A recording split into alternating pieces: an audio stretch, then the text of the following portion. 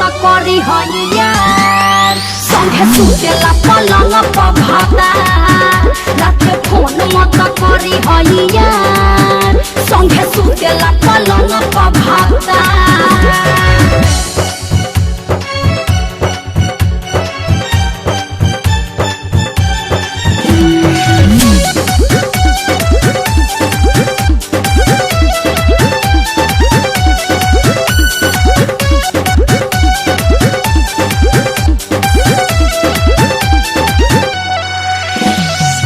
खुद बात करब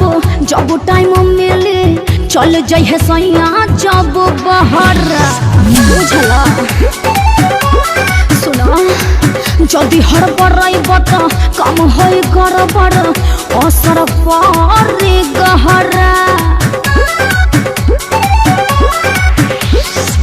खुद बात करब जब टाइम मिले चल जाइए सैया जब बहरा जदि हड़बड़ब त कम हो गड़बड़ असर पड़े गहरा मत हो बेकरार कसम परुए हमार मत हो बेकरार कसम परुए हमार जानू आज करिला हम प्यार रात फोन मत करी यार संगे सुतेला पलंग पर भातार रात फोन मत करी यार संगे सुतेला पलंग पर भातार।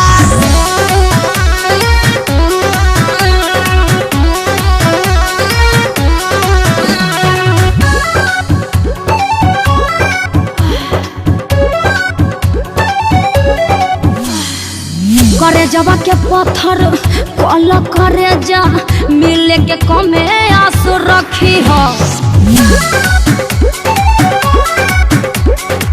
हवे रंगबाज हमरो अमित सरासत उनका से दूर रही हो सब बात बुझाता हूँ करे जवा के पत्थर कल करे जा मिले के कमे आस रखी हो हवे रंगबाज हमरो अमित सरासत उनका से दूर रही है मुन्ना कोलो तू विचार ना तो हो जाए शिकार मुन्ना कोलो तू विचार ना तो हो जाए शिकार कुल्हे नाश हो इज्जत हमार रात फोन मत करी यार संगे सुतेला पलंग पर भातार रात फोन मत करी यार संगे सुतेला पलंग पर भातार।